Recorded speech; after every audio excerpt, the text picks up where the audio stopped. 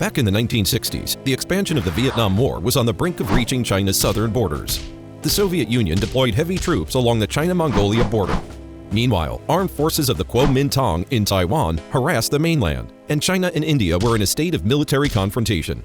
It was indeed a time of looming crisis and tension, as if dark clouds were pressing down on the cities, heralding an impending storm. We were constantly on edge, unable to sleep or eat well, always fearing that the enemy might launch a surprise attack. In August 1964, the Chinese government convened a meeting to discuss the relocation of First and Second Front projects, proposing the strategy of major dispersion and minor concentration. Certain defense projects were designed to be close to mountains, dispersed, hidden. This marked the beginning of the Third Front construction. In 13 provinces and autonomous regions across China's central and western areas, a large-scale construction of national defense, technology, industrial, and transportation infrastructure was carried out with the purpose of war preparedness. This initiative, involving the participation of tens of millions of people and the relocation of 4 million personnel, is known as the Third Front construction proposed by the Central Committee of the Communist Party of China at that time. The terms First, Second, and Third Front regions mentioned here differ from the contemporary definitions of First, Second, and Third-tier cities. They refer to 3 geographical zones extending inland from the coastal and border areas. The First Front refers to frontline areas along the coast and borders. The Third Front includes western provinces and regions like Sichuan, Guizhou, Yunnan, Shanxi, Gansu, Ningxia, Qinghai, as well as the rear areas of Shanxi, Henan, Hunan, Hubei, Guangdong, Guangxi, and other provinces. The Second Front refers to the intermediate area situated between the First and the Third Front regions. The goal of the Third Front construction was to rapidly establish a relatively complete industrial system in China's remote western regions, forming a strategic rear area to endow China with the capability for protracted warfare. Following the government's directive, millions of construction troops moved from the east and central regions to the west in a grand scale. Hundreds of factories, businesses, higher education institutions, and research organizations relocated inland. A steady stream of construction materials was sent to the Third Front with a focus on developing and constructing the Western Third Front. Today's onlookers might not be very familiar with the Third Front construction, but the Western Development Campaign is well known, which can be considered a successor to the former.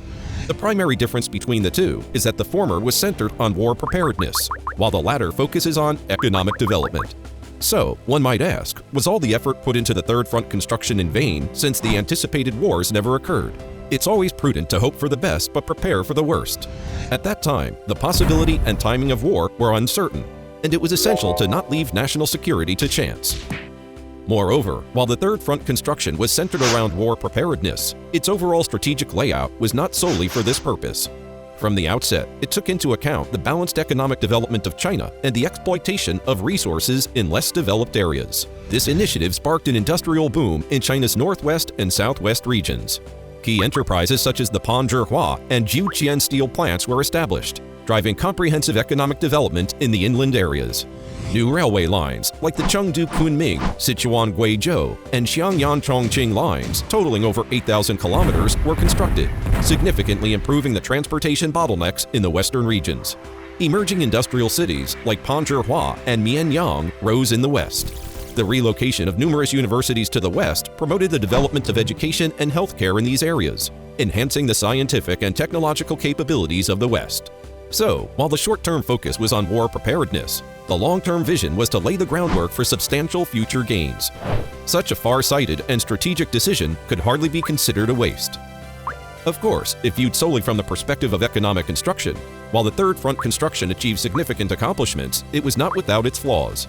Due to considerations for war preparedness, some factories were built in areas prone to geological hazards such as fault lines, landslide zones, flash flood areas, or regions with water scarcity.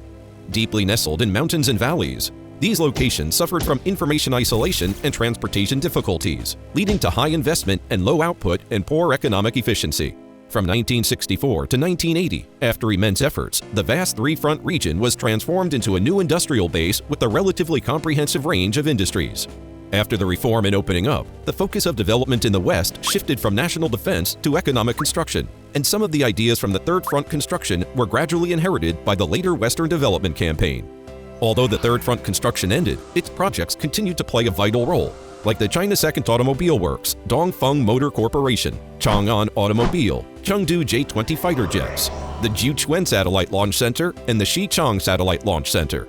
It changed the extremely uneven industrial layout of the country and laid the foundation for further industrial development in the West. It also provided historical references for the Western development. The people who worked on the Third Front construction came from all corners of the country, settling in the poorest regions to contribute to national defense. Many spent their entire lives there, and their children naturally took on the heavy responsibility, continuing their parents' work in obscurity. This legacy of the Third Front people is passed down through generations. Devoting youth and life, and then passing the commitment to the next generation, aptly describes their lives. Thus, while the Third Front construction has become a part of history, the spirit of the builders, unconditional commitment, disregard for personal loss, hard work, and selfless dedication has left an indelible mark in the history of Western development.